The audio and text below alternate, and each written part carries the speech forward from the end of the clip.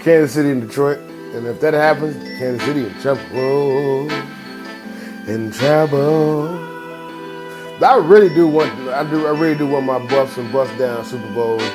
You know, with Baltimore and Detroit.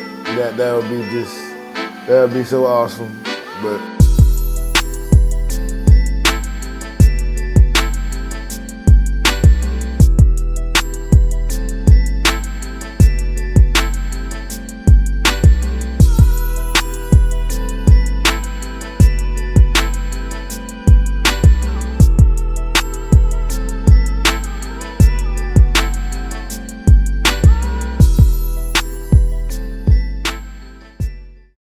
what's going on, y'all? Welcome to another episode of Two Peas in a Pod with Tim and Ryan. As always, I'm Tim. That's my dog, my brother, my player partner, Ryan, a.k.a. Frank Dank. How you doing this evening, my dog?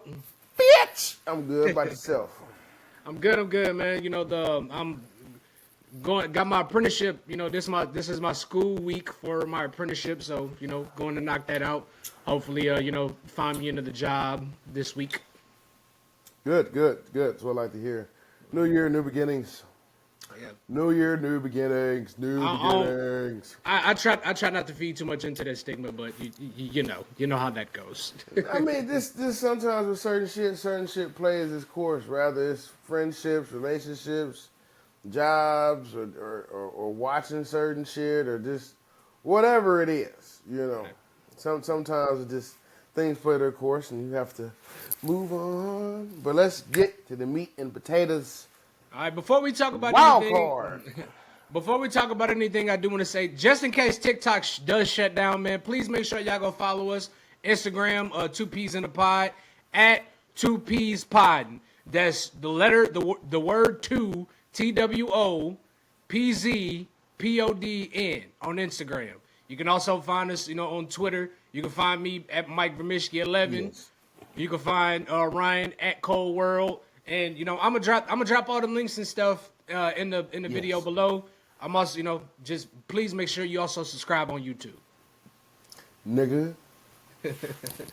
All right, man. Let's go ahead and hop off into this thing, dog. Let's do it, motherfucker. All right, so we finally have a matchup for the 12-team college football national championship. We're gonna talk about we got Ohio State and Notre Dame matching up, but we're gonna talk about the games that happened before we get into the matchup. Ohio State beat Texas 28-14. Quinn Ewers gets sacked in the red zone on fourth down, fumbled, and it was recovered by Ohio State's Jack Sawyer, which he ran it in for a touchdown. Ryan, talk about this game and what exactly happened. What was your breakdown of it?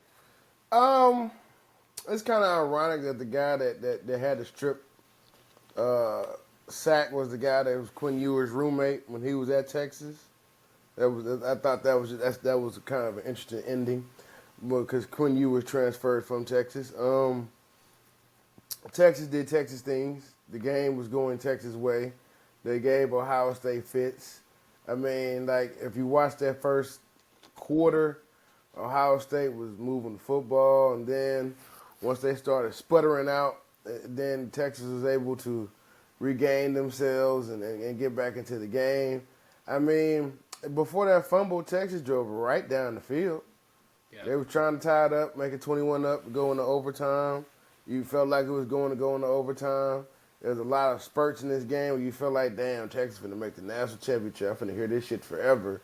And then fourth down, fumble. Once they got the fourth to go, I'm like, yeah, y'all finna fuck this up.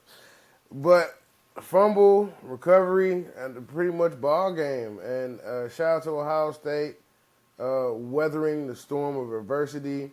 Still, after what is this? 3 straight games, a playoff competition, looking like the best team in the playoffs. Now they got to go finish the business.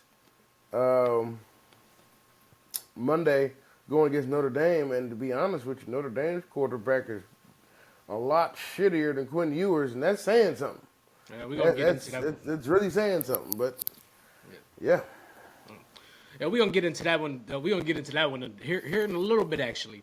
But I think Ohio State's defense just showed up when needed. Texas couldn't. They did pretty well, defending the pass. They held Jeremiah Smith to one catch for 3 yards after what the fuck he's done to the last two teams in the college football playoff. It was it was Ohio State's running game. The running backs that really was the difference here. Judkins and Henderson accounted for 3 touchdowns. Henderson had that one long rushing touchdown at the end of the first half. Not rushing. Henderson had that one long passing touchdown off of a halfback screen, and Judkins had 2 rushing touchdowns. And then Texas gets in the red zone, and Ohio State's dominant red zone defense just kept them out, man. It was a good game. It was a good game, but Ohio State, they win the war of attrition and they move on to the national championship. Right now, they look like the best team in all of college football. By far the most exciting game of all the playoff games, not just college, NFL as well. Yes, NFL sir. as well. All right, moving on to the other game that happened this past weekend to decide the other winner. Notre Dame did beat Penn State 27-24. Drew Aller set up a pick to help set up Notre Dame in field goal range. They kick a field goal and, ultimately put the game away, man. Ryan, go ahead and talk about this game and, how Notre Dame came to a win. Now, a couple things I said it happened. Said the game was going to be close. Said it was going to come down to Penn State's quarterback. And I also felt like Penn State's quarterback wasn't the guy to do it. So that was the pick. That's when I finished my beer and I left the bar because I knew what was going to happen. I knew Notre Dame was going to kick the field goal, win the football game. The only way I see Notre Dame winning a national championship is if they turn it into a brawl. If they can somehow slow down that Ohio State offense, force Will Howard into making early and often mistakes, and just keep it close and figure out how to win in the end. That's the recipe for success for Notre Dame to win a national championship. Now, on the flip side of that, for Ohio State, they need to get off early and they need to score often. Similar to how they started with Texas and Oregon and Tennessee, drove right down the field, opening drive, score a touchdown. Now, I feel like if Ohio State, out of 5 possessions, can score on 4 of them, they can pretty much win the game off defense. But Notre Dame got some dudes now. I just don't trust that quarterback. I agree, but in the Penn State game, ultimately, Drew Aller cost them the game. I mean, they had 0 completions to the damn wide receivers. And then there was one particular play to where he was trying to look for the tight end. He was really trying to force the ball to Ty Warren. And I want to say it was a 3rd and short or a 4th and short or something like that. And, when he saw he couldn't get the ball to him, he didn't choose to look for nobody else. I think he ended up taking a sack or he ran out of bounds or something, but ultimately that's what cost him the game. It was a very sloppy game on both ends of the ball. But yeah, man, congratulations to Notre Dame, man. They prove that they are, worthy. Like you said, Ryan, they are worthy of playing for a national championship, and we will find out on Monday. That'll be real, my good side. All right. So yeah, moving on to talk about the national championship, we got Ohio State versus Notre Dame. The last matchup between this team last year, Ohio State did win 17-14. There was some controversy in that game. You could argue that Notre Dame should have won. But, Ohio State didn't win the last matchup, 17-14. These are 2 really good defenses. Ohio State does have first overall defense. Notre Dame has the 9th overall defense. Ohio State's pass defense is number 1. Notre Dame is 2nd. I think that the key here, though, is we all know Notre Dame is good at running the ball, and Ohio State has the first overall run defense. So, this is Ohio State's 3rd college football national championship appearance, 2014, 2020, and this year. They have 6 appearances overall, and this is Notre Dame's 2nd national championship appearance in the last 20 years, but this is the 1st in the college football playoff era. Ryan, you had already jumped off into it, man. Who do you see winning this game, and how do you think they get there? To be honest, the nerves. If Ohio State can conquer the nerves and go down the field and score like I think they can, like I think they will, I'm going Ohio State.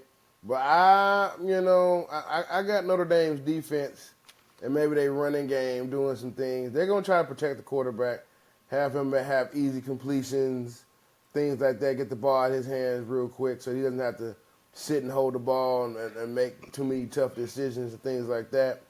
But I feel like ultimately, the talent on Ohio State is gonna be too much for Notre Dame. But I mean, damn, bro. Like when I was watching that Penn State game, I'm like, if they had a quarterback, oh my god. No, seriously. Oh my They got god. it. They got a good team, and them running backs coming back next year. Oh my god. So, I think the key here will be Ohio State's running game because Notre Dame's rush defense is not all that great. So I think that this may be one of the more least exciting games that we'll see out of Ohio State's offense.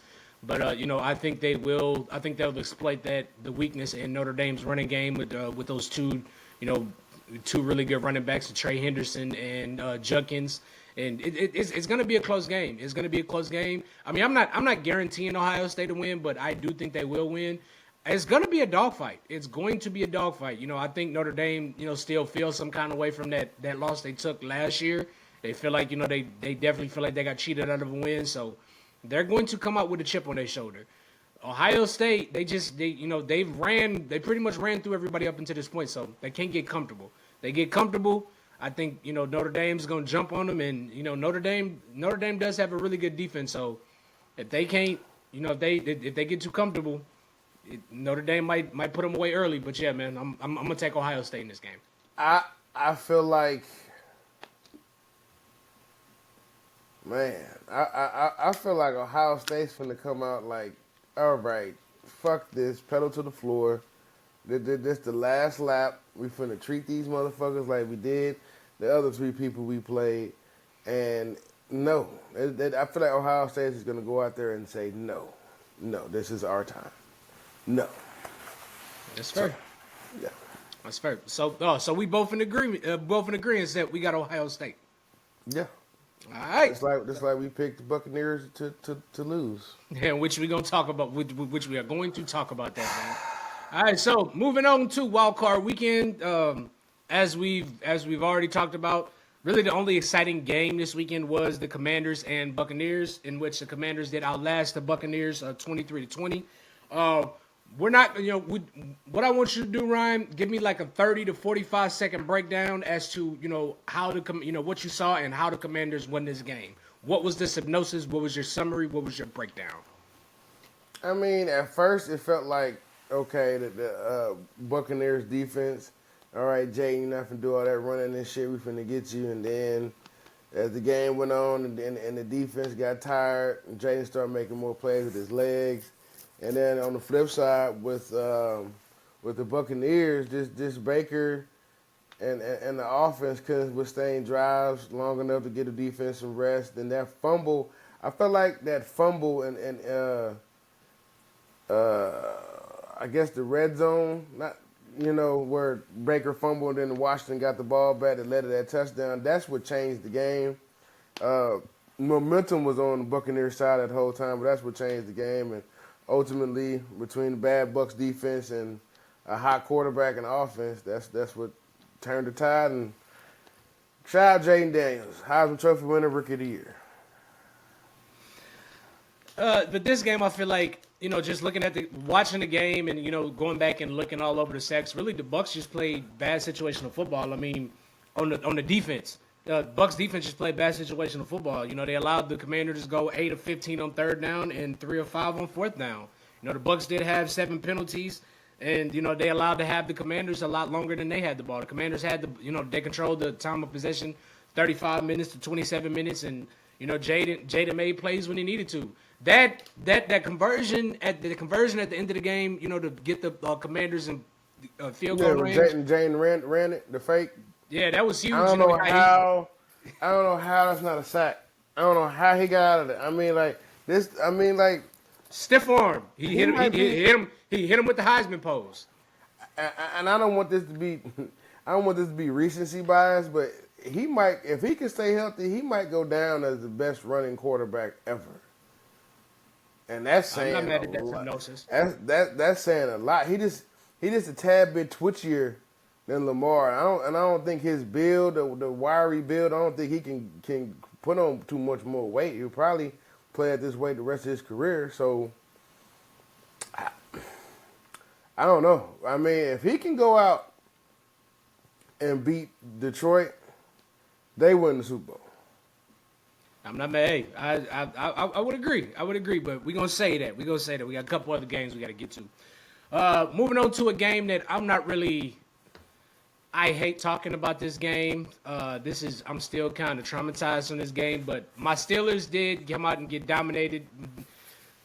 On watching the game, we got dominated, but we lost to the Baltimore Ravens. Fuck you. But we lost to the Baltimore Ravens, 28-14. Ryan, give me your, synopsis and breakdown of how the Ravens won this game and just what exactly happened. I mean, how many points? What was it, like 21-0 when y'all scored that first touchdown?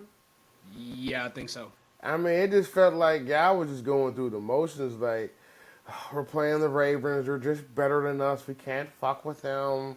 And then I'm like, why y'all not going downfield? It's evident y'all really need a tight end and another wide receiver and another running back to keep some tread on them tires from Najee. It's really evident. I don't know. TJ is not happy. TJ is not happy to be a Steeler right now, and I can't really say I can blame him because it looked like he fucked his elbow up and he still came back out there. But Ravens stayed true to themselves. You knew they was going to come out and run the ball. And Lamar passed the ball excellent. I think this is his best playoff performance of his career. Probably. In this game. How he was slinging the football. Ravens was just simply the better team that night. But y'all did make it interesting. I felt like, damn, if they score another touchdown here in 5 minutes, this is going to be a ball game. Yeah. Just like you said, piggybacking off what you said, man. Still, we came out flat, bro. Couldn't stop the run. They drove when they came out and scored on the opening drive like they did. Just came out, and punched us right in the mouth, picked us up, slammed us on our fucking back, head. It was just, it was kind of bad. Not kind of bad. It was really fucking bad. Hold on, wasn't it like 14-21 at one point? Yeah, 14-21. And then Derek just had to run. I'm like, yeah, this shit over with, bro. They can't stop this nigga. Like, when y'all played the very first time this season, but that was the Steelers team I was expecting to come out this time, but just wasn't the case, man. Just was not the case. Yeah, we couldn't get going. Well, the offense got going too late, and Steelers just gave up. We gave up 300 yards rushing, bro. Like anytime you give up 300 yards rushing against a team that's what they do, and they pretty dominant on the defense side of the ball. It was an uphill battle to begin with. That's not the recipe for success. No. All right, moving on to the next game, we have the Houston Texans defeated the Los Angeles Chargers 32-12. Ryan, what was your synopsis on it? Your synopsis, quick breakdown on this game. What exactly happened, and how did the Texans, get it done? Herbert being true to himself. Every time when Herbert was at Oregon, every time it was a game they played in that had Pac-12 championships implications, that had playoff implications. Every time it's a game, we need you to show up and be that guy you been. Nope.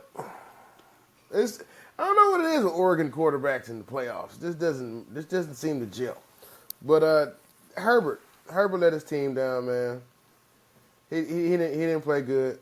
CJ didn't play great either, but he played better than Herbert. Yeah. But shout out to Joe Mixon though. Shout out my boy. Shout out my boy. Shout out my boy. Shout out my boy. Shout out my boy. But that's pretty much the game in a nutshell. Just Herbert did not come out to play. He's making dumbass throws, throwing into double coverage. Offensive line's not blocking. Defense couldn't stop shit. I mean, it's just a typical Chargers playoff game. You know, they have a decent season, make the playoffs, and then it's like, damn, we did all that for nothing.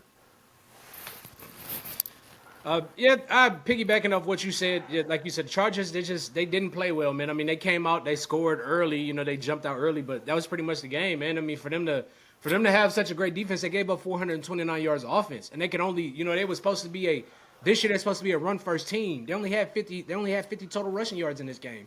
And then Justin Herbert threw 4 interceptions. Bro, you can't win a playoff game like that. Away on top of that, like it was a recipe for disaster. And like I kind of hope now Justin Herbert has now entered the overrated conversation. Like it's time to have a conversation, son. Come have a seat. Now, when I said earlier in the season, Justin Herbert, Trevor Lawrence are the same guy, do you see what I'm saying now? I see. I get it. It's like, goddamn, all right. Sunshine, okay. All right, so next up we have the Broncos versus the Bills. The Bills just completely routed the Broncos 31-7. Ryan, go ahead and give me your quick breakdown and hypnosis of what happened in this game and, how the Bills got it done, man. Once it was 10-7, it's over with. It was done. I'm like, it's 10. It's something about that early field goal in Bills games. Once they get that lead on you, then they just, Cook had an amazing fucking game. Allen had an amazing game per usual.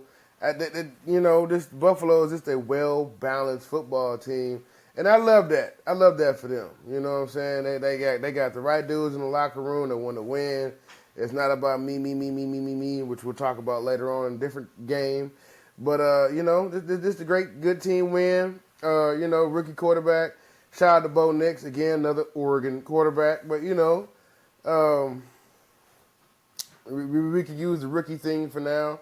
We'll see how they do because, they got to keep going forward or Peyton's ass is out of there. Yep. They got to keep going forward. Okay, we got to the wild card. Now we need to get to the divisional round. So it's pretty much it's pretty much 3-head race. Buffalo, Kansas City, Baltimore. At this point, who's going to win the Super Bowl? So that game between Buffalo and the Ravens, they are praying to God Kansas City wins. Because both those teams want to beat Kansas City so bad. Oh, I know. Just hold off because I know you're ready to unload on that one. But in this particular game, Broncos just weren't ready. I mean, this is their first playoff appearance since I think 2014. Since they won. You get to the playoffs with a rookie quarterback, and they scored that one touchdown at the beginning of the game. I think on like the fifth play. That was pretty much it, man. I mean, they got to take this one as a learning experience. It was good. It was good for them. It was good for the team, good for the fans because they haven't had any hope in the last 10 years. But yeah, I mean, they got that one touchdown, and that was pretty much it the whole game. They, Bills had 471 yards of offense, and Buffalo had the ball for 41 minutes. It's not really much you can do. It's not really much you can do in a little bit of time that they did have the ball. So what did he say? 41 minutes. God, it's a 60-minute football game. Yeah, Buffalo had the ball for 41 minutes, dog. Sheesh. Like, I mean, I'm just saying it wasn't really much they could do in the little bit of time that they did have the football. That shit crazy. So, moving on to the next game, and I'm going to take this one first because I have a few things I want to say. But the Eagles defeated the Packers 22-10. So, this game was really won by the Eagles' defense. That's plain and simple. The Eagles' defense and because Saquon went off. Jordan Love threw 3 interceptions. And this nigga he ain't named the motherfucker yet. I'm just saying. I'm just saying. Plain and simple, bro. The Packers turned the ball over too many times. Jordan Love threw 3 interceptions. Packers did have 1 fumble, and they only had 300 yards of offense. But if I told you that the Eagles didn't really play well either. The Eagles had 290 yards of offense and the Eagles were 2 of 11 on 3rd down, and I think Jalen only threw for like 120 yards. So I get it. I would give this one to the Eagles. Congratulations on getting the win. Congratulations on moving it to the next round. But they literally won this game because the Packers just flat out didn't play well, and I think Jacobs got injured. They had like 4 or 5 guys that got injured, so it was just like it. Packers it just ain't their year. Let's just leave it at that. It just wasn't the Packers' year. But go ahead, Ryan. I mean, hell, Jordan Love getting hurt every other game. It just felt weird. It's like, yeah, they winning, but like I don't really got them doing too much. And I'm like, if the Eagles defense come to play, I guess, but that's not the recipe to win. That's not the recipe to get back to the Super Bowl if you're the Eagles. And then you got A.J. Brown. Now, granted, A.J. cooked both them niggas. And I mean, maybe if A.J. jumps for the ball, he might catch it. He might not. I don't know, but like let's not shoot the team in the foot with your prima donna shit, bro. Like it's very Terrell Owens of you right now, the shit that you're doing. But you guys won another week of playoff money, so let's see what they do next week. Yes, sir. And it's gonna make for an interesting matchup because they will play the team that won this next game. The Rams just defeated the Minnesota Vikings actually 27-9. Rams. The Rams. The Rams just defeated the Vikings 27-9. Ryan, go ahead, jump off into this game. Give me your quick breakdown and synopsis of what exactly happened and how the Rams got it done. That front seven came to play. Stafford just finally found Cooper Kupp. Maybe he was doing that to keep him healthy for the playoffs. I mean, Stafford was just willing to deal in. They was able to run the ball a little bit. I mean, then the scoop and score. It just damn. I didn't think that team was still soaking over that Minnesota loss. It's like, bruh, fuck them. I mean, not Minnesota, that Detroit loss. It's like, bruh, fuck them. Come on. Move on. Yeah, I couldn't play football. Offensive line did not show up. That was the key. That was the key to success for y'all. The offensive line was decent. He could find his receivers, and it just fell apart. And then Sean McVay wanted to win that game badly. Oh yeah, motherfucker, I could win it without your ass, nickel. For those that don't know, the head coach of the Minnesota Vikings was the offensive coordinator for the L.A. Rams the year they won the Super Bowl. Very historical moment. Again, prayers for people in Los Angeles. Please be safe and evacuate if they saying the fire's coming your way. But going back to it, it just wasn't the Vikings' night. This is a very, very disappointing playoffs wild card weekend. Like when they first started with all these teams, when they first started with all these teams, it was like hell yeah. But now it's like I don't know. I'm just glad that shit over with. But first and foremost, man, shout out to everybody that all the families that are affected by the fires in L.A. Praying that nobody else gets hurt or loses anything else, and if you just do what y'all can to get to safety, man. If you have to evacuate. So but getting into the game, the Rams came out and played inspired, bro. They felt like they had something to play for. And they sacked Sam. They got to Sam Darnold 9 times. 9 fucking times. And I just honestly feel like the moment was just too big for Sam Darnold, bro. This first playoff appearance. I mean, he had a really big year, but I definitely feel like this is just it's a situation where the lights were just too bright and the moment was a little too big for him. And which really sucks because these last 2 games, man, he's played well this entire season and it was looked like he was working his way into a decent contract, like a Baker Mayfield type of contract situation. And just with the way he's played the last 2 games and how he came in and looked in his play, how he came in and looked in his playoff performance, he looked like the old Sam Darnold. And I definitely think it's going to affect what happens this offseason and what kind of contract he gets. FT, franchise tag. Hoping McCarthy comes back healthy, but I'm hearing they saying homie looked like he was a $190 after the surgery. He had to get multiple surgeries, so I don't know. They might be drafting another quarterback. We'll just have to see. Either way, I hope both of these guys can come back healthy, and I do hope Sam Darnold, wherever you go, get your money, bro. Get your money. Get your money. You put some good film. You put up some good film this year, so teams have something to build on. But whatever somebody offers you, I mean, get your money, bro. Get the most out of it. Yes, sir, ski. All right.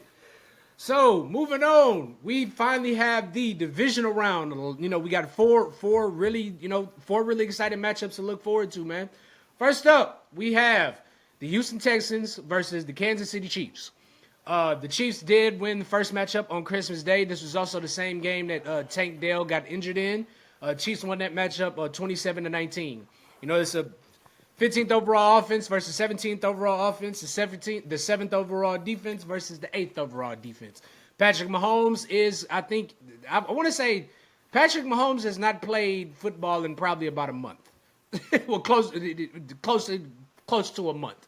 But Ryan, go ahead and give me a breakdown of this game. You know what both teams need to do, and how do who do you see winning this game? Don't get it twisted. Kansas City can definitely lose this game. Don't get it twisted.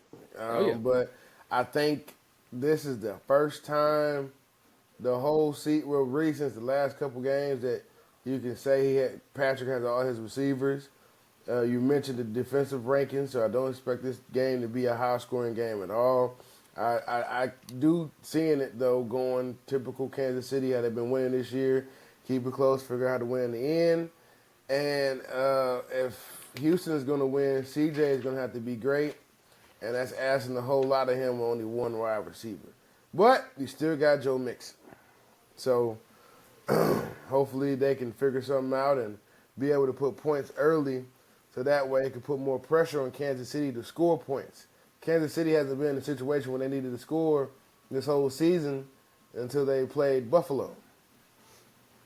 So that's going to be an interesting dynamic to see how that plays out. But I got it maybe going like 17-14 Kansas City, late last-minute field goal or something like that.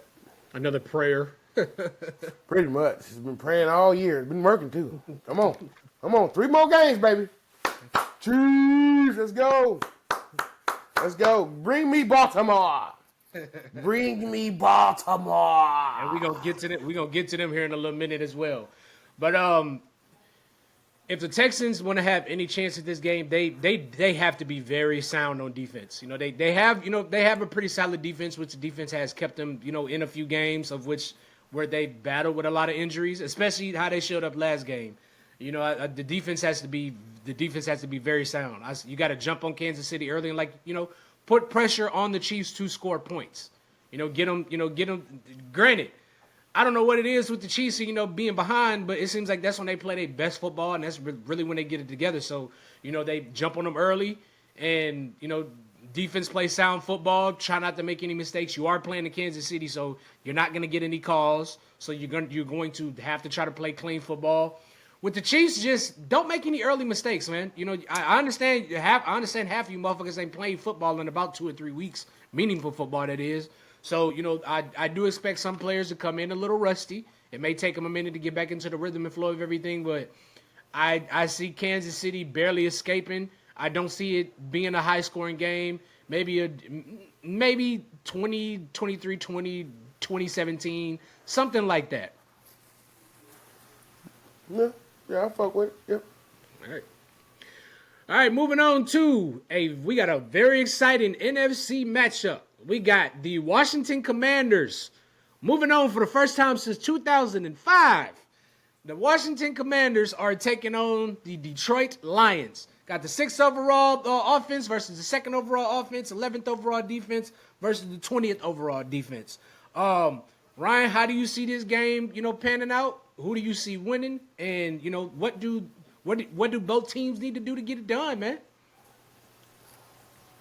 Nigga, Jaden Daniels is got to have a crazy-ass fucking game like he's usually been having, especially at the end. That game was close at the end. Oh, my God. But for the Commanders to win this football game, they got to be able to convert on 3rd downs, maybe on 4th down like they did the last game.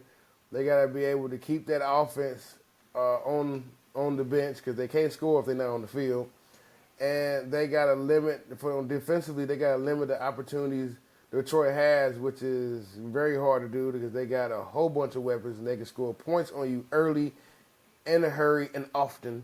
And for Detroit, I mean, bro, they licking their chops. They ready to whoop Washington's ass. You know what I'm saying? To them, this is another day at the office. So I mean, for Detroit, the success to win, limit turnovers, keep the defense fresh, go on long drives, score points, and back Washington in the corner to where they become one-dimensional and they can't run the football and they have to pass it in order to get back in the game. So this could be like 20-35 or like 28-24 Detroit. I'm not mad at that. Not mad at that at all. I got this being a very high-scoring, exciting game simply because for as good as the Lions are, they do have the 30th ranked pass defense. Jaden's had an amazing, a really good rookie season. And, even with the Lions having the second overall pass offense, the Commanders have the third best pass defense. But where they do like that is the rushing defense. You got that quick sonic. You got Jahmyr Gibbs coming out the backfield. So I feel like if the Commanders, if they really want to have any chance in this game, like you said, they're going to have to control time of possession, do what they can, have long drives, convert on third down. Don't go for it on fourth down unless you absolutely have to, unless it's like, within 2 yards. Just make the best of every time you get the ball, make it count. Get points. Because we all know if you can't, you may not outscore them, but you got to score with them. In order to have a chance with Detroit, you have to score with them. But I got Detroit winning this game. I don't have them blowing the Washington out like everybody thinks. I think it's gonna be. I say give me Detroit like 38-30. That's what I think, because I don't think that they're going to be able to contain the Commanders' passing attack. I think Jaden comes out and airs it out, but I just think Detroit's offense is a little too much for them. Once they get the ball, once they get that one stop where Washington makes one mistake, they're going to put their foot on the gas and they're not going to let up. They looking at it as, we had an opportunity to get back last year, and we had an opportunity to get to the Super Bowl last year. We didn't get that opportunity. We have a golden opportunity to get back this year, and we're not going to let this slip to our hands. So, Detroit's going to come out aggressive. They're going to come out ready to play. So, I see it. I see Detroit moving on, man. Offensively, they playing the best team that's not none of the Detroit Lions. Detroit offensively, because the other great offensive team has got their ass whooped tonight. Yeah. So now what?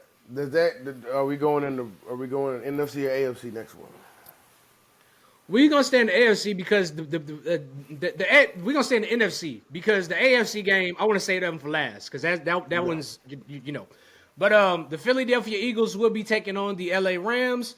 We got the 5th overall offense versus a team that's tied for 15th overall offense. We got the 1st overall defense versus the 27th overall defense. The Rams coming into this game 6-1 in the last 7 weeks with their only loss. Are they first in the NFC? The total overall in the NFL.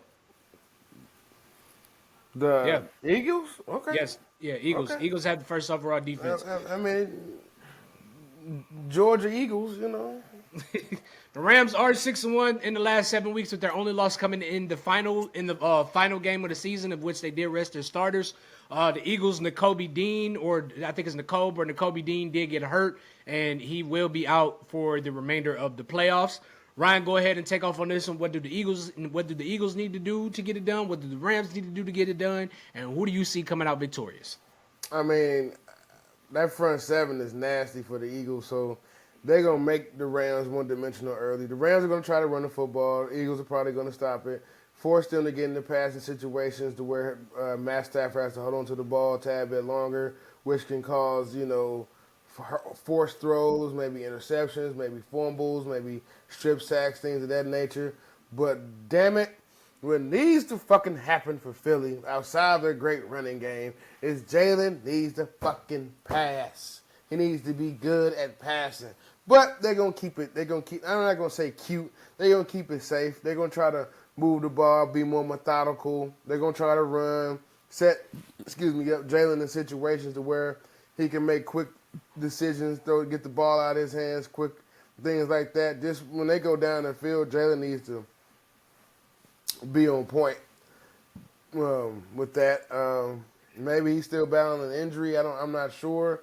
But I got Philly probably winning this 27-20, something like that. You know, maybe the Rams get the ball last possession of the game, try to make something shake, and then the defense comes through. Something like that. But, yeah, I'm going to go Eagles. If the Eagles want to win this game, Jalen and AJ, they got to get on the same page. I mean, Saquon's going to be Saquon. He's going to do his thing. But, I feel like if the Eagles, if they're going to win this game, Jalen and AJ, or not even just Jalen and AJ, but the Eagles wide receivers, they have to get on, they have to get on the same page with Jalen. I feel like the Eagles have done a good job of just like, we're going to do what we're good at. And, we run the ball well, so that's what we're going to stick to. We're only going to pass when we need to. We're not going to make Jalen do more than he has to do. And it's worked out up until this point. I mean, you see it is causing a little bit of a rift with the wide receivers. I'm not even going to say with the wide receivers, but, with A.J. Brown, who he is the wide receiver one on this team, but they got to get on the same page and get it together. This is not the time to be having locker room drama. It's really not. This is the prime example of when you get hurt early and you try to work your way back into the flow of things. And if the team is winning, you have to figure out where you fit in with that. This is not 2 years ago to where it's we run the ball, play action to you. Or if you double team, we go to Devontae. If Devontae not open, we go to Goddard. It's probably Devontae, Goddard, then you. You just got to get in where you fit in and shut the fuck up. Now, that pass he threw, did Jalen overthrow it? Yes. Could have A.J. Brown got it if he jumped, but he probably, didn't want to get hurt. Because now you're at this point in your career to where, I ain't trying to get hurt. Fuck that. So it's a real tricky situation. For the Rams, on the other hand, look, I don't know how the hell y'all going to do it, but you have to take away the Eagles' best player. You have to figure out somehow to stop the running game and contain Saquon, put Jalen in situations to where he has to pass, and just try to beat him, try to beat him in open field, try to shut down the wide receivers. Do I think they're capable of doing it? Yes, I think they're capable, but they just you got to take away their strength. You have to figure out how to shut down the running game. If you can shut down Saquon and put Jalen in situations where he has to pass, I definitely feel like the Rams can, I definitely feel like they can get this done. Now, for the winner, I'm going to be honest. I'm going to go with the Rams. I'm going to go with the Rams. This nigga's a Rams fan. No. Just simply because I don't like how Philadelphia looked last game. I really don't like how like I said before, like I said in the breakdown previous. Philly looked all year. They played really bad. They did not look good. Saquon looked good, but everybody else didn't. You had 290 total yards of offense and you won because the opposing quarterback threw 3 interceptions. I feel like if they do this against if they come out looking like this against a Rams team, this Rams team can't put up points. They got to, they have a young, inspired offense and they got a veteran quarterback over there who's been to a Super Bowl, who's been in the playoffs. So, and not to mention, bro, the Rams playing for something. Their hometown is in literally up in flames, and I don't mean that. I don't mean that in a harmful way. But they motivated, they playing for something. So, I'm gonna take the Rams in this game. Give me the Rams on the upset. Watch this nigga boy that Rams have, and they play that day too. I really am. I'm sure. I'm gonna have on the Aaron Donald shirt and everything. Told you, motherfuckers. Now, The very last game of divisional round weekend, and this game is going to feed, in my eyes, this game is going to feed families. This is a rematch. These teams played at the beginning of the season, and they also played 2 years ago in the playoffs. We have the Baltimore Ravens. We got the Baltimore Ravens traveling to Buffalo to take on the Buffalo Bills. Baltimore did beat Buffalo in the first matchup 35-10, and Buffalo won the last playoff matchup between these two teams 17-3. This is the number 1 overall offense versus the number 12 overall offense. This is the number 10th overall defense taking on the number 19th overall defense.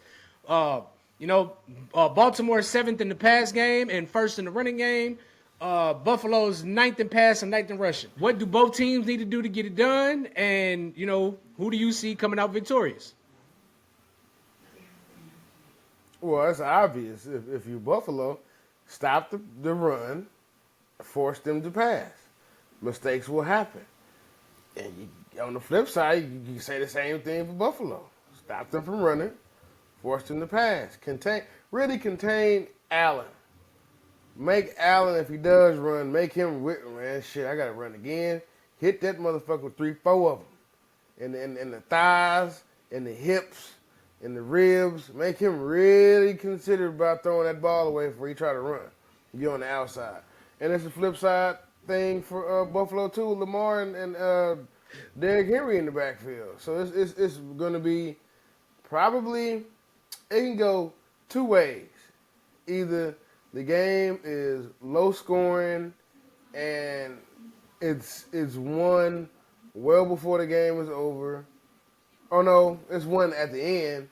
Or on the flip side, somebody's getting their ass beaten. This shit is over in the third quarter. I'm gonna go Baltimore because I don't think they're gonna be able to fully sustain stopping the run game. It might be as late as like the fourth quarter before they get the running game going, depending on how the score is and whatnot. So, with that being said, it's going to be real interesting. It's going to be really interesting. But I'm gonna go Baltimore probably 20-14, 15, something like that. If you're the Ravens, I feel like you make Josh Allen very uncomfortable. Don't let him sit back there and get comfortable in the pocket because he's going to dice your ass up simply because the Ravens, they don't have the greatest pass defense. They are ranked 29th in pass defense.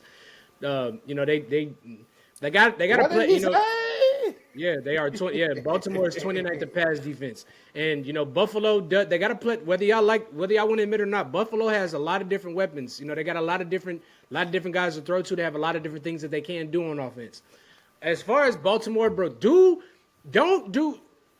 This has to be y'all throughout the playoffs. If y'all move on to the next round, don't try to get away from what's worked. Do what you've been doing. You know what I'm saying? Run the ball. Keep running the ball. Pass when you need to. Don't put Lamar in a situation to where you're going to put the game totally on him. Now, Buffalo, shuts down Derrick Henry and they shut down the run. Then Lamar, then it's totally on you. But Baltimore, just do what you've been doing. You know what I'm saying? Pound the ball, run the hell out of the ball, and pass the ball when you need to. Don't try to do too much. Don't try to get cute. Don't try to change up the game plan. As far as something to keep in mind too, these are two of the best red zone offenses. Baltimore has the number 1 red zone offense, and Buffalo has the number 2 red zone offense. So I feel like that's really where the game is going to be won in situational football. You know what I'm saying? 3rd down, 4th down, and keeping these teams keeping either one of these teams out of the red zone where they're good at. But if I had to pick a winner, I'm going Baltimore because they're on some, they on their revenge tour. They're still upset about losing that game to the Chiefs last year. They're trying to, correct all the mistakes that they did make. And I also feel like, this is the battle. This is pretty much the battle of the possible MVPs. I feel like Lamar's going. I think Lamar is the MVP, but that's I'm just a wrap. Ain't no possible. It's a wrap. But there's still people that think Josh Allen should be the MVP. But I think this is everybody saying that this is probably the battle with MVPs, but I feel like Lamar is gonna come out on some. This like you from that scene from Black Panther. Is this your king? Lamar's gonna come out on some. This your MVP? Like y'all got me fucked up. Like I'm the only MVP around this bitch. So yeah, I feel like Lamar is gonna really come out on some. I'm the real MVP type of performance, and I got the Ravens winning this game. I want to say by 10 points. I say 30-20. I'm gonna go Ravens 30-20. I'm with it.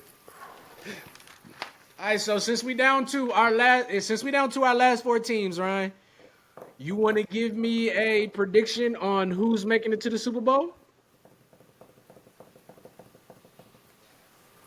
Kansas City and Detroit. And if that happens, Kansas City in trouble. In trouble.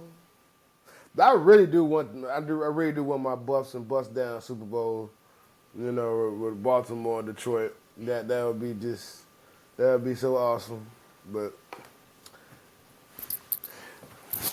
we gonna see, man. We gonna see what the game plan is for them niggas over there in Baltimore, Maryland. I actually do have. I got to be in Baltimore and Kansas. I got to be in Baltimore and Detroit. That's what I think. I think we going. These two. They look like. I know a little bit of recency bias, but right now they look like the hottest teams in football right now, man. They look like there's not much you can do to stop either one of these teams. And me personally, I feel like whoever wins this game between Buffalo and Baltimore, that's who's going to the Super Bowl. I'm not saying they're gonna win, but I feel like whoever wins between Buffalo and Baltimore, that's who's going to the Super Bowl out of the AFC. Yep. I do, and yes, I have a full understanding that the game is in Kansas City, it's in their area. I get that. But no, that's just my opinion. I feel like whoever wins between Buffalo and Baltimore, that's who's going to the Super Bowl. I fuck with it. I'm fucking with it. I can see that. I'm not mad at it. But it's going to happen. I'm not saying it's gonna happen, but I'm saying we just might, man. We might. Get in. But anyway, man, that's gonna be it for this week's episode. As always, we thank y'all for tuning in. As always, like, share, subscribe.